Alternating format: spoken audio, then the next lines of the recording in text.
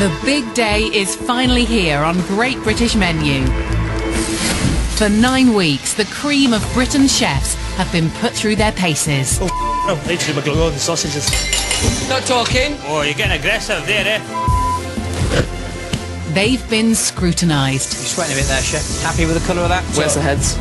Heads are out. And judged. Do you know, that is truly disgusting. I think it's absolutely dreadful. Just 4 chefs have made the grade, and the rivals must now work as a team to deliver a perfect Great British Menu banquet. We've got one task, we've got the banquet, and we've got to deliver. Inspired by the Big Lunch, an annual event that encourages people across the nation to cook and eat with their neighbours, the People's Banquet will honour local heroes who bring people together through food. I want everyone to go, oh my God, that is the most amazing thing I've ever had. The spectacular street party will be hosted by a surprise special guest, and the judges will make sure there's nothing left to chance. The food that leaves this kitchen has to be perfect. It absolutely has to be perfect. Let's face it, the possibilities of disaster is quite considerable. Will the chefs wow the guests of honour they've invited with their season and shake chicken in a bag, spicy sea bass and soft shell crab, roast hog with potatoes baked in salt pastry, and a taste of the fairground? It's going to be a supersized Great British Menu. We've got about 40 of these to do, chaps. The scale and the volume of what we're about to do is beginning to become quite apparent. If I'm here till 4 o'clock in the morning getting it right, then I shall be. Anything could happen. I think I might have messed it up here. How many tables are missing? No, it's only counting. Come on, hurry up. Fast as you like. This is it now. You know, crunch time.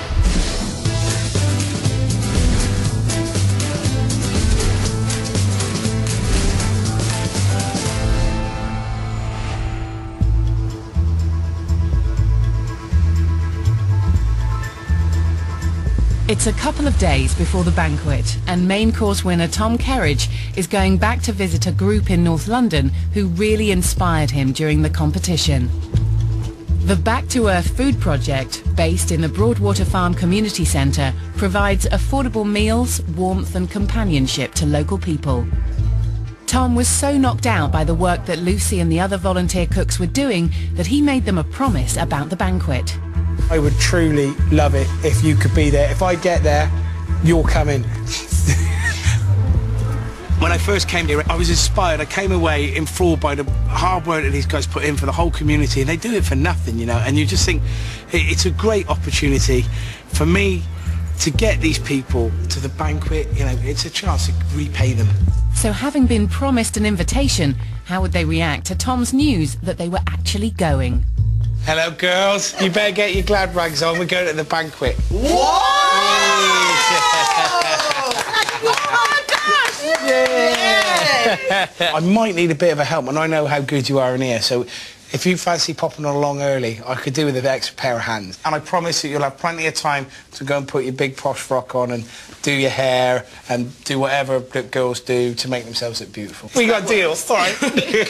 all the hard work that you put in for all these people, you know, I'd love to give back to you by cooking for you on Sunday. It would mean a great deal to me. Oh, my gosh. Cheers, guys. In Birmingham, Aktar Islam is heading back to see his friends and family who've supported him throughout his career and the competition. They've organised a party to send him on his way. Aktar's done us proud.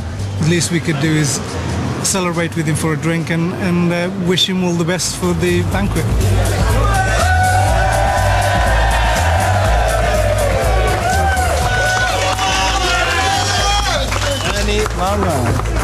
I've always had a couple of beers with a couple of close friends. I never knew I was this popular. Many of these people have played a part in catapulting Aktar to success on Great British Menu, and some, like his friend David Colcombe, will be at the banquet to see his moment of triumph.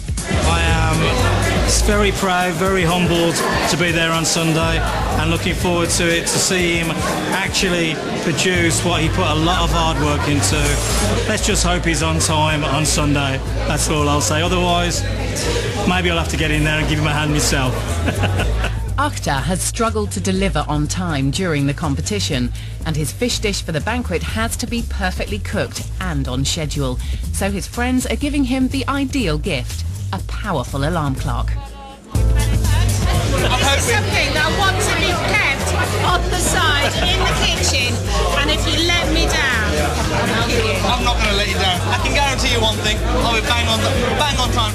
Aktar has a small army of chefs to help him when he's cooking in his restaurant, but he'll have to cope without them in London. When I want something done, before I can think it, they've got it done, and I'm going to miss not having them there. It's going to be a tough one.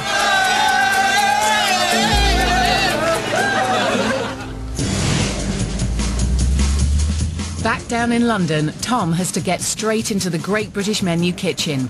He's got his work cut out with his complicated roast hog main course. The pork belly has to be cooked separately from the crackling. The cubed fritters include 4 parts of the pig's head. The trotters have to be boned and stuffed. And there's also salt crust potatoes, salad, gravy and sauce to prepare. I'm here because I've got so much work to do. The scale of this dish is massive. Doing pig's heads in this massive pot here. I've got 6 pig's heads. I've got 8 water baths all full of pig skin. And I've had 6 boxes of pork bellies. I'm a little apprehensive. The sheer vast quantity of stuff, that's the bit that's making me nervous. And he knows what he's talking about. Tom is the only chef in Great British Menu history to cook the prestigious main course at the Banquet twice. I won the Banquet last year. I know how difficult the actual function of sending 100 people's main courses out. All 4 of us really need to be on our game to make sure that all 4 courses go out, and go out as that chef wants it to go out. It's the day before the Banquet, which will be held right in the heart of the City of London, just a stone's throw from St Paul's Cathedral. Nestling amongst the super-modern skyscrapers of the capital's financial district, Leadenhall Market dates all the way back to the 14th century and is a superbly preserved architectural gem. The ancient cobbled streets and vaulted glass roof make it ideal for a street party, and tomorrow 100 people will be arriving to enjoy the meal of their lives in this fabulous location. You need top-notch facilities to prepare a first-rate banquet, and the chefs will be using the vast underground kitchen beneath the iconic Lloyd's building. But there's one huge problem. Although it's a summer banquet and Leadenhall Market itself is covered, part of the route there from the Lloyd's building isn't. If it rains, the food and the entire event could be ruined. The judges have foreseen that very real danger, so Matthew Fort is on site first thing to confront it. Well, I'm trying to work out how we're going to get the food from the kitchen in there to Leadenhall Market up there. Hopefully we'll leave the kitchen hot, and it's got to arrive hot at the street party.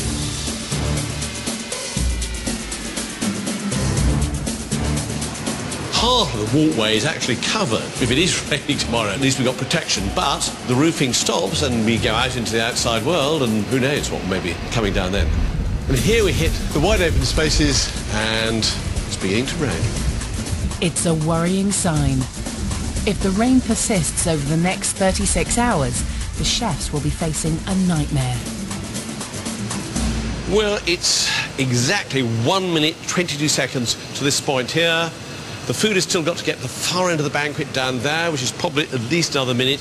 They've got to be 100 people have got to give them their food hot. And then, of course, there's the weather. And in typical British fashion, the rain only gets worse. It's 8 a.m. and the chefs are beginning to arrive. This is a massive day for Belfast chef Chris Fearon, who's more used to cooking in his brasserie than a banquet.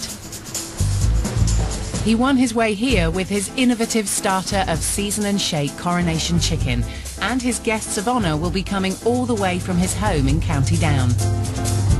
A few months ago, Chris met Pamela Houston from a local community cookery school. Got some fabulous fish here today. And he promised her a place at the banquet should he win. I'd like you to come. Would you come? Oh, thank you very much. That would be fantastic. Having travelled from Northern Ireland, Chris has arrived early to get ahead. But fellow chef Tom has already pipped him to the post. Hey, Tom. Tom. Morning, Chef. How we doing? Yeah, I'm good. You all right? Hello, Aaron. Morning. How we doing? So what have we got here then, Tom? Pig's heads. You've got a lot there, haven't you? Bacon. Thank you very much. Bellies. Trotters. Here are muscles. More pig's heads. At least you haven't given yourself too much to do. The unfamiliar underground kitchen at Lloyd's will be their home from now on. Tom and Chris get straight to work. Chris is facing a mountain of chicken for his starter. This is the first course to go in. You know, it needs to be executed to perfection. The people are going to have to go, ooh, when they see it, you know what I mean? So I want that. I want to deliver that. Tom gets started on his massive 8-part main course, beginning with a lineup of stuffed trotters. Pull the cling film so it stretches the trotter. There we go. Okay, how many to do? We've got about 40 of these to do, chaps. We better crack on, Chef. All the boys that are working here at the minute, I've pinched them all. There's about 8 chefs all doing my prep work. Until the other guys turn up, I'm the lucky one. It's not long before the final 2 winning chefs show up. Paul Ainsworth has made the long journey from Cornwall and is surprised to see that Aktar's got here at exactly the same time. On time. It happens. Miracles, mate. Hey, Miracles. buddy. I'm good. You all right? I'm good. Yeah, I'm good. How are you? Can't believe it. We're here. It's finally here. How you doing, Chief? Hey, morning, chefs. How are you? I wonder what time you were going to get here. How long have you been here? Bright and early. Me and Chris were here. Well, one thing's for sure. I'm not going to be late. Apart from this morning. Yeah. I'm not a morning person. If you're not fast, you last. Look, that's what I've got everybody working for me. I've got First Phil. come, first That's served, it. isn't it? Phil's Yeah. doing me potatoes. I've got Matt over there doing bacon. Apple sauce already on the go over there. Trotters being backpacked down there. We've got bellies going here. Should have set this earlier, Chef. After being rivals for months, the 4 winning chefs now need to form a close-knit team. Helping them is a brigade of sous chefs who need to be quickly brought up to speed. Just taking both sides off the fish, cutting the tail end off. Aktar's fish course includes both sea bass and soft shell crab, and the sauce alone has 16 ingredients. Previously cooking for the judges, that was tough, but timed that by, 100-fold. I mean, this is going to be one of the hardest things I've ever done in my life. Paul's getting started on his taste of the fairground dessert, beginning with the coconut custard.